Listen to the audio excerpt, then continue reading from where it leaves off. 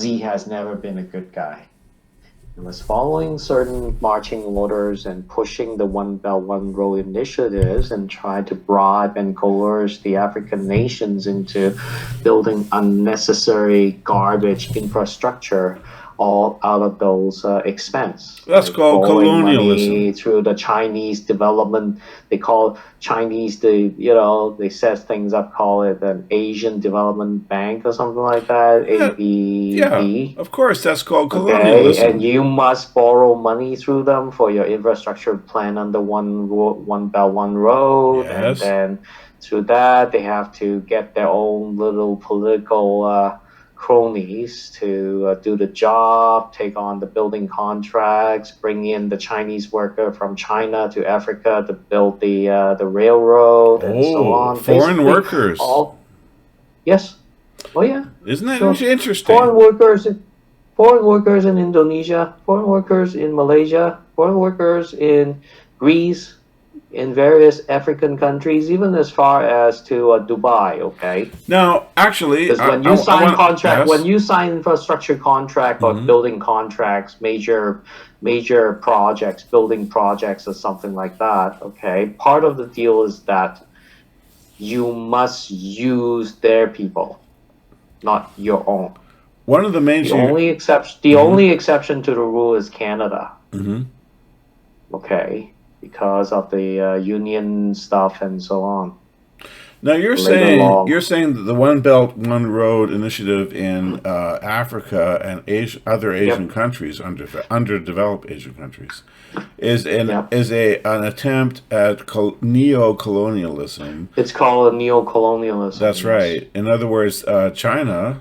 Let's focus on China. Is trying yep, to subvert the politics of these countries in order to accept economic development through technology, through infrastructure, and what is the end plan? What's the end game here? The end and the game, game is to get you deeply in debt, yes. And why? so that when the time Yes, is up, it's due for repayment, loan repayment, and pay interest rate and so on. You don't have enough money to pay for it. absolutely, Then they turn around and snap up your deep sea ports, just absolutely, like Greece and so on, yes. and force you to sign a so-called 99-year contract for them. Yes, and I Okay, agree with you. Yes. same thing already happened to the deep sea port in Greece. Same Okay. thing already Okay. happened to the deep sea port in Sri Lanka, Yes. in Colombo. Absolutely. Okay, You got it. And I want to remind you of something that happened in the past. Another right, 99-year lease. right. And which one was that? Hong Kong. Hong Kong. Macau. In Hmm. other words, the Chinese have now learned from history and are doing Right. exactly to the West what they did to them in the past. That's right. And Yeah. this is the model that has been learned and is now being imposed. And it's called neo colonialism for a reason. Because the point Right. here is not just to do the debt, which you just explained. That's only the control mechanism. Yep. That's not the aim. The aim at the end point is to take the resources of that victim, take the resources of that target. And that Right. target is whatever country that the Belt and Road feeds from. It's like a syringe that sucks the blood of whatever it pricks. It will Right. take your natural resources. It will take your oil, your diamonds, your minerals, whatever you got. It Right. will be under the control because once the debt is imposed, then the government is paralyzed. It's almost like an infection. It's Right. almost like a disease. Yes. And once that is accomplished, the host is destroyed. Mm. And that's neocolonialism. And it's actually just a model from the past. Remember the Opium Wars of the Mm. 1850s and 60s?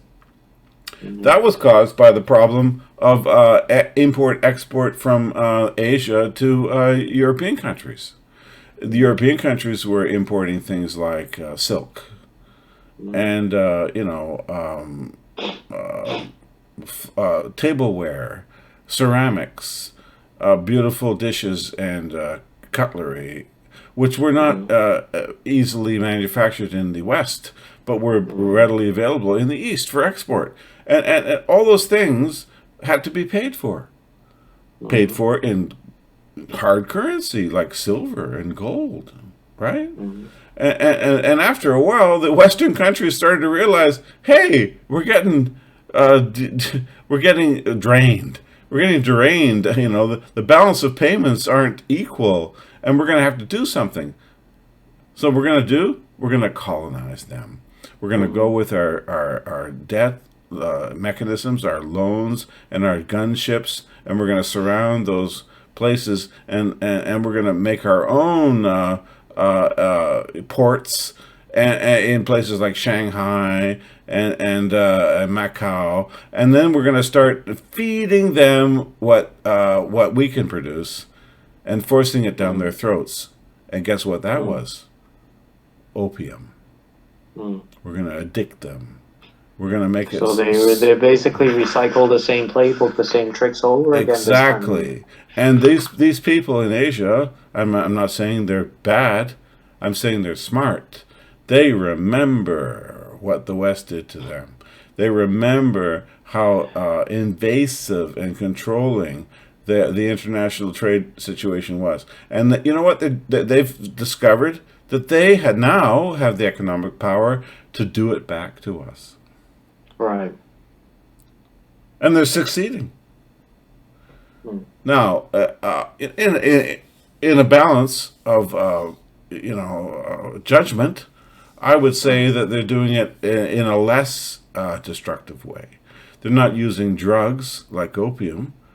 They're using infrastructure like railroads and port facilities, and they're using debt instruments and other things, and instead of guns and invasions. Right. Instead of shooting people and destroying the Forbidden City, the Palace of Luxury, Right. which the French and Americans did in 1857, I believe. The point is that it's a little more kind. It's a little more just, but it's just as effective as if you want total control. And the total control of places like Africa and Southeast Asia is being implemented by the Chinese government right now, and it's working. Right. It's working very, very well. Right. Stop.